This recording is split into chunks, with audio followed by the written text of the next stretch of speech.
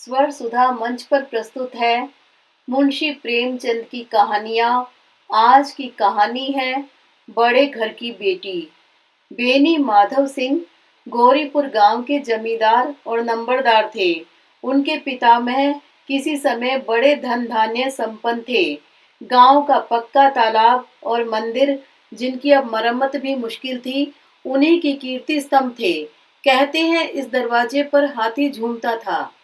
अब उसकी जगह एक बूढ़ी भैंस थी, जिसके शरीर में अस्थि पंजर के सिवा और कुछ शेष न रहा था, पर दूध शायद बहुत देती थी, क्योंकि एक न एक आदमी हांडी लिए उसके सिर पर सवार ही रहता था। बेनी माधव सिंह अपनी आधी से अधिक संपत्ति वकीलों को भेंट कर चुके थे। उनकी वर्तमान आय 1,000 रुपए वार्षिक से अधिक न थी। ठाकुर साहब के दो बेटे थे। बड़े का नाम श्रीकंठ सिंह था। उसने बहुत दिनों के परिश्रम और उद्योग के बाद बीए की डिग्री प्राप्त की थी। अब एक दफ्तर में नौकर था। छोटा लड़का लाल बिहारी सिंह दोहरे बदन का सजीला जवान था। भरा हुआ मुखड़ा, चौड़ी छाती, भैंस का 2 सेर ताजा दूध वह उठकर सवेरे पी जाता था। श्री कर्ण सिंह की दशा बिल्कुल विपरीत थी। इन नेत्र प्रिय गुणों को उन्होंने बीए इन्हीं 2 अक्षरों पर न्योछावर कर दिया था। इन 2 अक्षरों ने उनके शरीर को निर्बल और चेहरे को कांतिहीन बना दिया था। इसी से वैदिक ग्रंथों पर उनका विशेष प्रेम था। आयुर्वेदिक औषधियों पर उनका अधिक विश्वास था। शाम सवेरे से उनके कमरे से प्राय खरल की सुरीली कर्ण मधुर ध्वनि सुनाई दिया करती थी। लाहौर और कलकत्ते के वैद्यों से बड़ी लिखा पड़ी रहती थी। श्रीकंठ इस अंग्रेजी डिग्री के अधिपति होने पर भी अंग्रेजी सामाजिक प्रथाओं के विशेष प्रेमी न थे, बल्कि वह बहुधा बड़े जोर से उसकी निंदा और तिरस्कार किया करते थे। इसी से गांव में उनका बड़ा सम्मान था।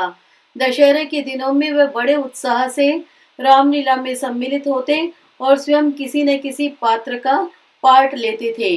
गौरीपुर में रामलीला के वही जन्मदाता थे। प्राचीन हिंदू सभ्यता का गुणगान उनकी धार्मिकता का प्रधान अंग था। सम्मिलित कुटुंब के तो वह एकमात्र उपासक थे। आजकल स्त्रियों को कुटुंब में मिलजुल कर रहने की जो अरुचि होती है, उसे वह जाति और देश दोनों के लिए हानिकारक समझते थे। यही कारण था कि गांव की ललनाएं उनकी निंदक थी। कोई कोई तो उन्हें अपना शत्रु समझने में भी संकोच न करती थी।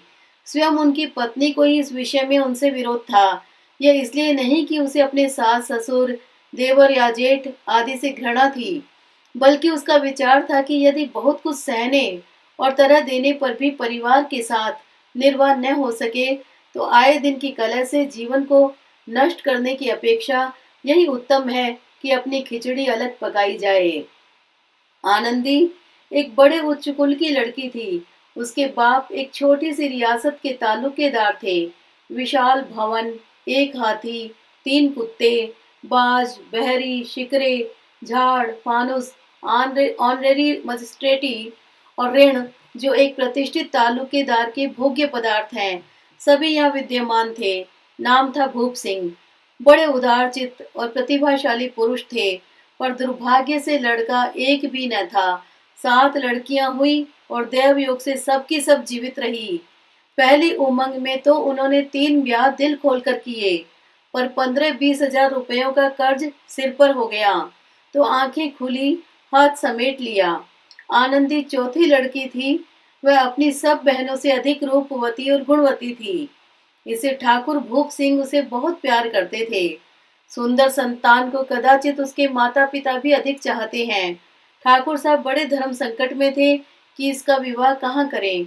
न तो यही चाहते थे कि ऋण का बोझ बढ़े, और न ही यही स्वीकार था कि उसे अपने को भाग्यहीन समझना पड़े। एक दिन श्रीकंठ उनके पास किसी चंदे का रुपया मांगने आया। शायद नागरी प्रचार का चंदा था। भूप सिंह उनके स्वभाव पर रीझ गए और धूमधाम से श्रीकंठ सिंह का आनंदी के साथ ब्याह हो गया। आनंदी अपने नए घर में आई तो यहाँ का रंग ढंग कुछ और ही देखा। जिस टीम टाम की उसे बचपन से आदत पड़ी हुई थी, वह यहाँ नाम मात्र को भी न थी। हाथी घोड़ों का तो कहना ही क्या, कोई सजी हुई सुंदर बहली तक न थी। रेशमी स्लीपर साथ लाई थी, पर यहाँ बाग कहाँ। मकान में खिड़कियां तक न थी। न जमीन पर फर्श, न दीवार पर तस्वीरें। यह एक सीधा साधा देहाती गृहस्थ का मकान था, किंतु आनंदी ने थोड़े ही दिनों में अपने को इस नई अवस्था के ऐसा अनुकूल बना लिया, मानो उसने विलास के सामान कभी देखे ही न थे।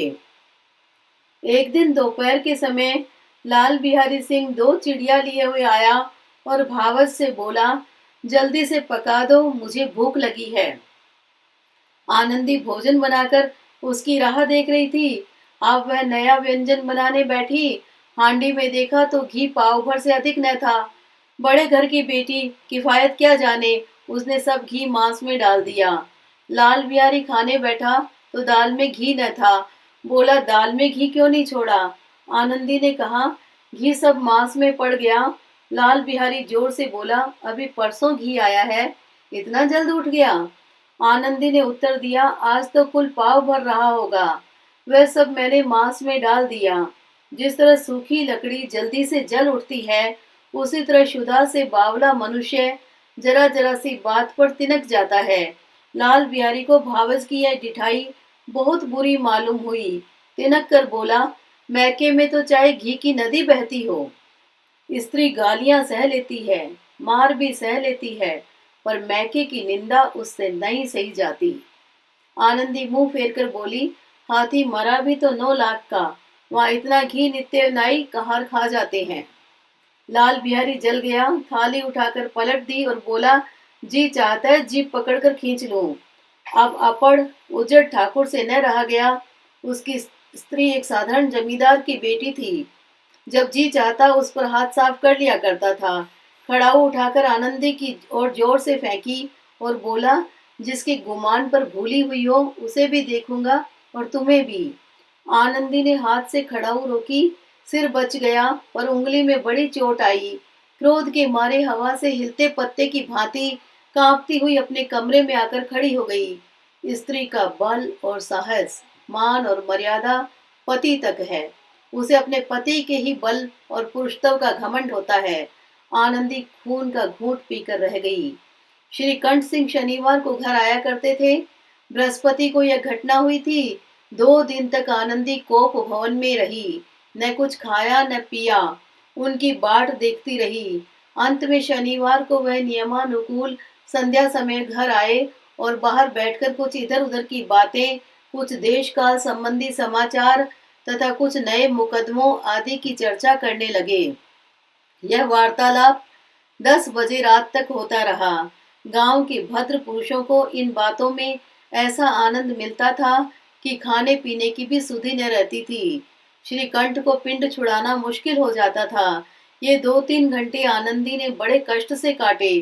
किसी तरह भोजन का समय आया, पंचायत उठी, एकांत हुआ तो लाल बिहारी ने कहा, भैया आप जरा भाभी को समझा दीजिएगा कि मुंह संभाल कर बातचीत किया करे, नहीं तो एक दिन अनर्थ हो जाएगा। बेनी माधव सिंह ने बेटे की ओर से साक्षी दी। हाँ, बहू बेटियों का यह स्वभाव अच्छा नहीं कि मर्दों के मुंह लगे। लाल बिहारी, वह बड़े घर की बेटी है तो हम भी कोई कुर्मी कहार नहीं है। श्रीकंठ ने चिंतित स्वर से पूछा, आखिर बात क्या हुई? लाल बिहारी ने कहा, कुछ भी नहीं, यूं ही आप उलझ पड़ी। मैके के सामने हम लोगों को कुछ समझती ही नहीं। श्रीकंठ खा पीकर आनंदी के पास गए। वह भरी बैठी थी। यह हजरत भी कुछ तीखे थे। आनंदी ने पूछा, चित्त तो प्रसन्न है? श्रीकंठ बोले, बहुत प्रसन्न है, पर तुमने आजकल घर में यह क्या उपद्रव मचा रखा है? आनंदी की त्योरियों पर बल पड़ गए। झुंझलाहट के मारे बदन में ज्वाला सी दहक उठी। बोली, जिसने तुम्हें यह आग लगाई है उसे पाऊं तो मुंह झुलस दूं। श्रीकंठ, इतनी गर्म क्यों होती हो? बात तो कहो। आनंदी, क्या कहूं? यह मेरे भाग्य का फेर है, नहीं तो गंवार छोकरा छोकरा जिसको चपरासीगिरी करने का भी शऊर नहीं, मुझे खड़ाऊ से मारकर यूं न अकड़ता। श्रीकंठ, सब हाल साफ साफ कहो तो मालूम हो, मुझे तो कुछ पता नहीं। आनंदी, परसों तुम्हारे लाडले भाई ने मुझसे मांस पकाने को कहा। घी हांडी में पाव भर से अधिक न था, वह सब मैंने मांस में डाल दिया। जब खाने बैठा तो कहने लगा, दाल में घी क्यों नहीं है? बस इसी पर मेरे मैके को बुरा भला कहने लगा। मुझसे न रहा गया। मैंने कहा कि वहाँ इतना घी तो नाई कहाँ खा जाते हैं और किसी को जान भी नहीं पड़ता। बस इतनी सी बात पर इस अन्यायी ने मुझ पर खड़ाऊ फेंक मारी। यदि हाथ से न रोक लूं तो सिर फट जाए। उसी से पूछो मैंने जो कुछ कहा है वह सच है या झूठ। श्रीकंठ की आंखें लाल हो गई। बोले यहाँ तक हो गया इस छोकरे का यह साहस। आनंदी स्त्रियों के स्वभावानुसार रोने लगी क्योंकि आंसू उनकी पलकों पर रहते हैं। श्रीकंठ बड़े धैर्यवान और सत्पुरुष थे। उन्हें कदाचित ही कभी क्रोध आता था। श्रीकंठ बड़े धैर्यवान और शांत पुरुष थे। उन्हें कदाचित ही कभी क्रोध आता था। स्त्रियों के आंसू पुरुषों की क्रोधाग्नि भड़काने में तेल का काम देते हैं। रात भर करवटें बदलते रहे। उद्विग्नता के कारण पलक तक नहीं झपकी। प्रातःकाल अपने बाप के पास जाकर बोले, दादा अब इस घर में मेरा निवाह न होगा। इस तरह की विद्रोहपूर्ण बातें कहने पर श्रीकंठ ने कितनी ही बार अपने कई मित्रों को आड़े हाथों लिया था, परंतु दुर्भाग्य आज उन्हें स्वयं वे ही बातें अपने मुंह से कहनी पड़ी। दूसरों को उपदेश देना भी कितना सहज है। बेनी माधव सिंह घबरा उठे और बोले, क्यों? श्रीकंठ, इसलिए कि मुझे भी अपनी मान प्रतिष्ठा का कुछ विचार है। आपके घर में अब अन्याय और हठ का प्रकोप हो रहा है। जिनको बड़ों का आदर सम्मान करना चाहिए वे उनके सिर चढ़ते हैं। मैं दूसरे का नौकर ठहरा घर पर रहता नहीं, या मेरे पीछे स्त्रियों पर खड़ा हूँ और जूतों की बौछारें होती हैं। कड़ी बात तक चिंता नहीं, कोई एक की दो कह ले, वहां तक मैं सह सकता हूँ, किंतु यह कदापि नहीं हो सकता कि मेरे ऊपर लात घूंसे पड़े और मैं दम न मारूं। बेनी माधव सिंह कुछ जवाब न दे सके। श्रीकंठ सदैव उनका आदर करते थे। उनके ऐसे तेवर देखकर बूढ़ा ठाकुर अवाक रह गया। केवल इतना ही बोला, बेटा तुम बुद्धिमान होकर ऐसी बातें करते हो। स्त्रियां इस तरह घर का नाश कर देती हैं। उनको बहुत सिर चढ़ाना अच्छा नहीं। श्रीकंठ, इतना मैं जानता हूँ, आपके आशीर्वाद से ऐसा मूर्ख नहीं हूँ। आप स्वयं जानते हैं कि मेरे ही समझाने बुझाने से इसी गांव में कई घर संभल गए, पर जिस स्त्री की मान प्रतिष्ठा का ईश्वर के दरबार में उत्तरदाता हूँ, उसके प्रति ऐसा घोर अन्याय और पशुवत व्यवहार मुझे असह्य है। आप सच मानिए, मेरे लिए यही कुछ कम नहीं है कि लाल बिहारी को कुछ दंड नहीं देता। अब बेनी माधव सिंह भी गरमाए, ऐसी बातें और न सुन सके। बोले, लाल बिहारी तुम्हारा भाई है, उसने जब कभी भूल चूक हो उसके कान पकड़ो। लेकिन श्रीकंठ, लाल बिहारी को मैं अब अपना भाई नहीं समझता। बेनी माधव सिंह, स्त्री के पीछे? श्रीकंठ, जी नहीं, उसकी क्रूरता और अविवेक के कारण। दोनों कुछ देर चुप रहे। ठाकुर साहब लड़के का क्रोध शांत करना चाहते थे, लेकिन यह नहीं स्वीकार करना चाहते थे कि लाल बिहारी ने कोई अनुचित काम किया है। इसी बीच में गांव के और कई सज्जन हुक्के चिलम के बहाने वहां आ बैठे। कई स्त्रियों ने जब यह सुना कि श्रीकंठ पत्नी के पीछे पिता से लड़ने को तैयार है तो उन्हें बड़ा हर्ष हुआ। दोनों पक्षों की मधुर वाणियां सुनने के लिए उनकी आत्माएं तिल मिलाने लगी। गांव में कुछ ऐसे कुटिल मनुष्य भी थे जो इस कुल की नीतिपूर्ण गति पर मन ही मन जलते थे। वे कहा करते थे, श्रीकंठ अपने बाप से दबता है इसलिए वह दब्बू है, उसने विद्या पढ़ी इसलिए वह किताबों का कीड़ा है। बेनी माधव सिंह उसकी सलाह के बिना कोई काम नहीं करते, यह उनकी मूर्खता है। इन महानुभावों की शुभ कामनाएं आज पूरी होती दिखाई दी। कोई हुक्का पीने के बहाने और कोई लगान की रसीद दिखाने आकर बैठ गया। बेनी माधव सिंह पुराने आदमी थे, इन भावों को ताड़ गए। उन्होंने निश्चय किया, चाहे कुछ ही क्यों न हो, इन द्रोहियों को ताली बजाने का अवसर न दूंगा। तुरंत कोमल शब्दों में बोले, बेटा मैं तुमसे बाहर नहीं हूँ, तुम्हारा जो जी चाहे करो। अब तो लड़के से अपराध हो गया। इलाहाबाद का अनुभव रहित झल्लाया हुआ ग्रेजुएट इस बात को न समझ सका। उसे डिबेटिंग क्लब में अपनी बात पर अड़ने की आदत थी। इन हथकंडों की उसे क्या खबर। बाप ने जिस मतलब से बात पलटी थी वह उसकी समझ में न आई। बोला, लाल बिहारी के साथ अब इस घर में नहीं रह सकता। बेनी माधव, बेटा बुद्धिमान लोग मूर्खों की बात पर ध्यान नहीं देते। वह बेसमझ लड़का है, उसे जो कुछ भूल हुई उसे उसे तुम बड़े होकर क्षमा करो। श्रीकंठ, उसकी इस दुष्टता को मैं कदापि नहीं सह सकता। या तो वही घर में रहेगा या मैं ही। आपको यदि वह अधिक प्यारा है तो मुझे विदा कीजिए। मैं अपना भार आप संभाल लूंगा।